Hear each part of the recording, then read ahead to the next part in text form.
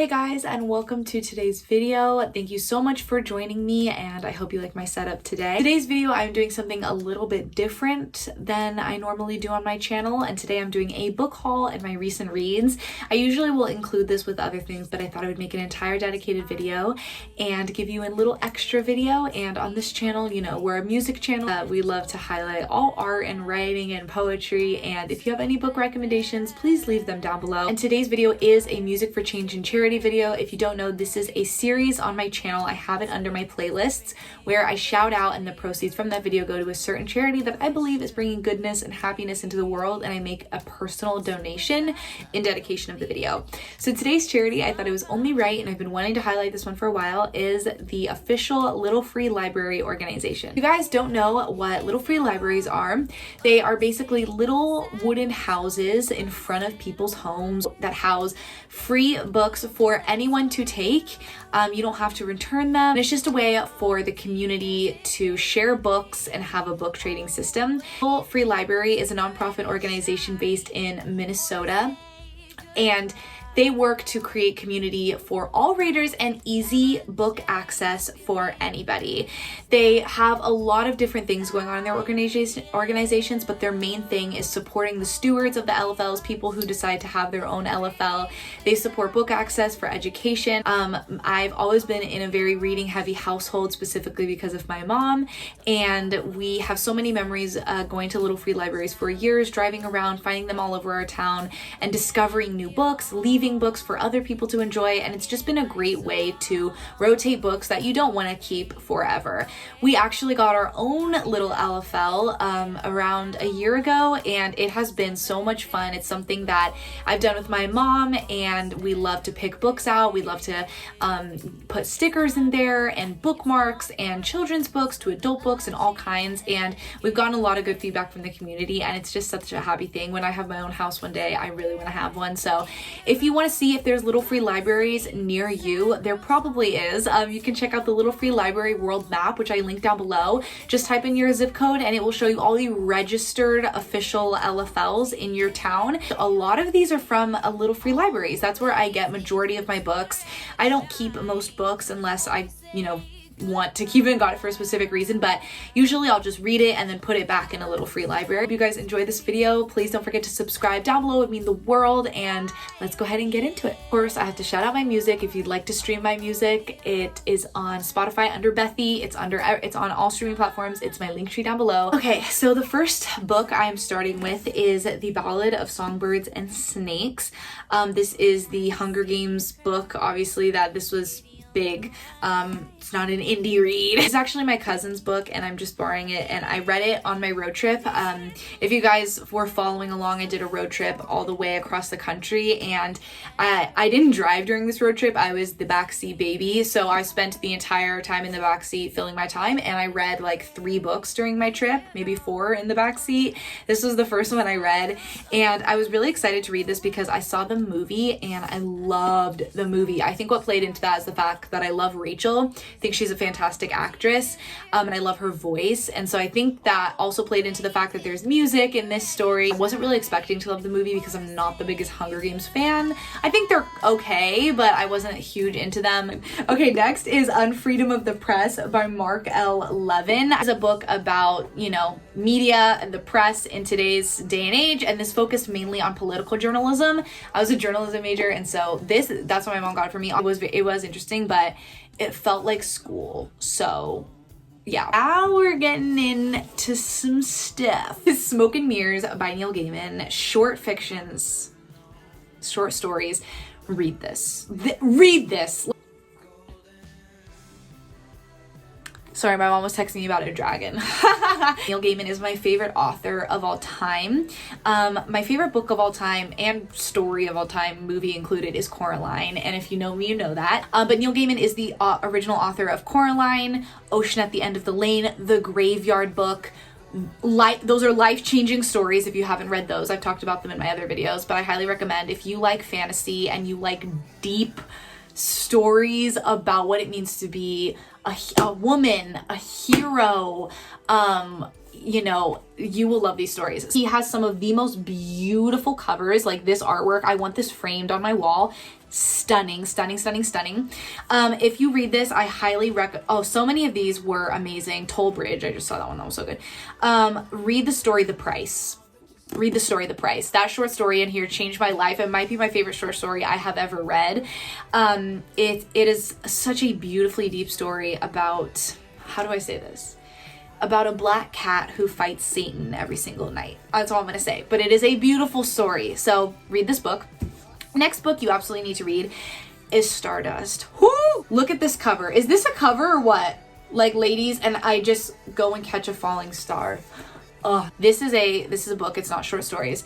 It is so good. It is so good. This was a 10 out of 10 read for me. I highly recommend this. Found out later that this was a movie from 2000, the early 2000s. So I rented it right after. I read this on my road trip too. I rented it right after. I watched the movie with my mom and we were crying unbelievably. It was so cute. It was so good. The book is 10 times better though. It is about a young man who, I love him, Tristan Thorne. He's such a good protagonist. And he basically is in love with this girl in the town. He thinks she's the most beautiful girl ever. And he says, I will do anything for your hand in marriage, blah, blah, blah. They live in this world that's separated by a wall. And the other side of the wall is a fantasy world. And she says, if you cross the wall and bring me back a falling star, a shooting star, whatever, I'll marry you. She ends up, you know what? I'm not gonna tell you the end, but he decides to go on this journey to catch this falling star. And it turns out that this falling star is actually a human woman. And he has to bring this human woman back to this girl. And they have all these adventures. There's a villain who's trying to cut out her heart. There's a unicorn with the saddest scene, one of the most violent, sad scenes I have ever read in my life. This is for adults, by the way. This has cuss words, violent deaths, but it's fabulous. If you like fantasy and a strong protagonist. The next two books are going to take me into a 20-minute rant, so I'm going to really try and refrain from doing that. I can be your YouTube and watch. I would be so honored, actually. Honored. I don't take that lightly. Anyways, these two books deserve a huge round of applause, stand ovation. Fire and Blood and Game of Thrones. Guys, I found this at an LFL. And I saw it at Barnes & Noble for like $25. Go to LFLs. I'm just saying, I have found gems, especially our LFL. We give out brand new, lessons in chemistry. That's a brand new book. That was in our LFL. We have Trader Joe's cookbooks. We do good stuff. Anyway, if you didn't know, I spent my entire junior year watching Game of Thrones. It was my goal. And I had always been told I would love it because I loved it. It destroyed me. And it's one of my favorite shows ever. And I loved it. And so I was like, oh my gosh, I need to read the book. Yes, I know there is a series. It is long, but this is what we have. But I have been watching House of the Dragon. Stop. It is so good. If you want a show to watch House of the Dragon. Season 2 is just coming out. They're releasing every episode 1 week at a time. I was not prepared for the prequel to be so good. Honestly, I didn't watch the prequel for a while because I was like, oh, is it even going to compare to Game of Thrones? Girl, it compares. It may be just as good, which is super rare. But the characters are so strong. We have Matt Smith, who's great to watch on screen. You know what I mean? Comment down below how you think they compare to the show. The good thing about House of the Dragon is that George R.R. Martin is extremely involved in the show. The next 3 books are going into the haul section of this video because I have not read these ones yet, but I'm excited too. I got Good Omens by my king Neil Gaiman, and he co-wrote this book with Terry Pratchett, and I have been wanting to read this for so long. The world will end on next Saturday, just before dinner, according to the nice and accurate prophecies. The world's only completely accurate book of prophecies written in 1655. The armies of God and evil are amassing, and everything appears to be going according to a divine plan, except that a somewhat fussy angel and a fast-living demon are not actually looking forward to the rapture, and someone seems to have misplaced the Antichrist. So very excited about that. This is my next book. I actually got this for my dad because this is my dad's favorite movie, but I wanted to read it first, so I took it. Jaws is a book. Am I the only one who was shocked by that? Also, I do love this movie, and there is more to this story than just a shark that eats people. So I'll do one more that's in my haul. This is my current read. This is Bohemian Grove by Mike Hansen, The Cult of Conspiracy. I have wanted to read this for so long. Basically, the Bohemian Grove is a cult in San Francisco that the most powerful people in the world get involved in.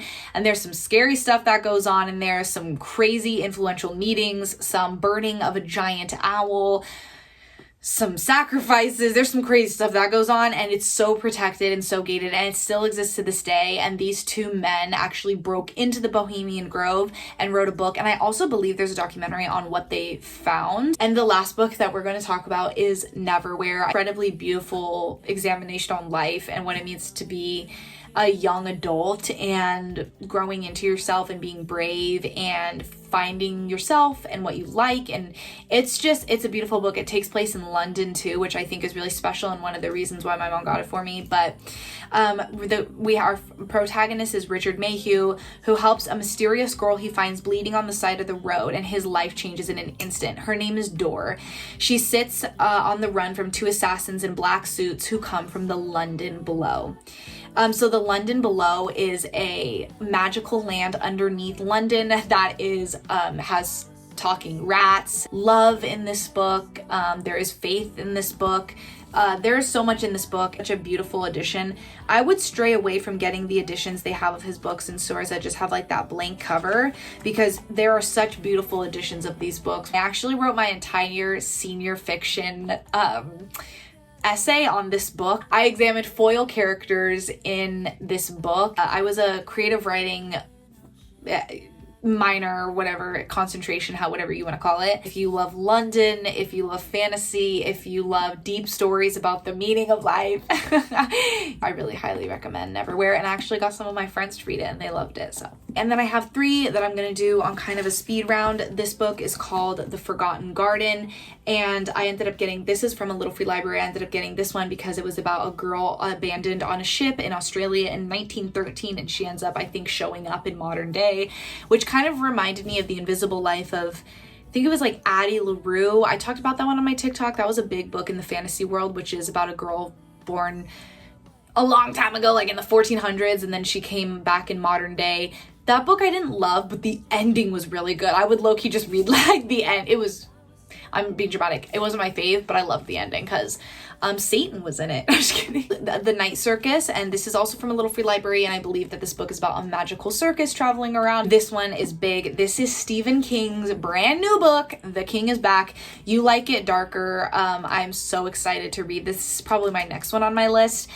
This is a book of short stories, and if you haven't read any of King's short stories, he is an incredible, writer of novellas and all those things. Those are some of my favorites of him, because girl tried to read it and had multiple aneurysms. Although I did read 11:23:60. God, my mom's gonna get so mad at me. It's like my mom's favorite book, and the one about JFK's assassination and time travel, that was like an 800-page book, maybe longer. No, that was in the thousands. Anyways, read that one, made it through it, loved that book, but girl tried to read it, and whew! It's kind of like that picture of Timothée Chalamet sitting on the tube trying to read Dune. I have not tried that because I'm just not interested, but I can only imagine. Horror icon, and it says You Like It Darker?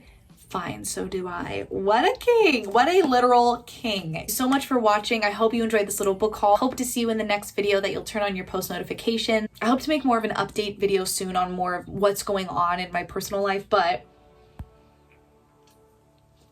for right now, things are moving. I really want to quickly shout out that on my Depop, I just put up a bunch of new jewelry, which has been so fun. We put up an entire pack of jewelry from Disneyland that my mom didn't want anymore. There's like 6 necklaces, an origami owl, and all of that, and we're selling it together as a bundle of all official Disneyland jewelry.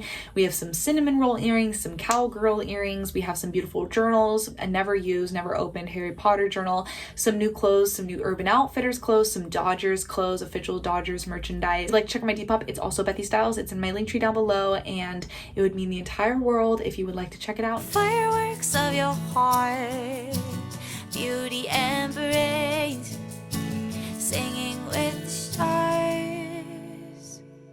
Is it weird?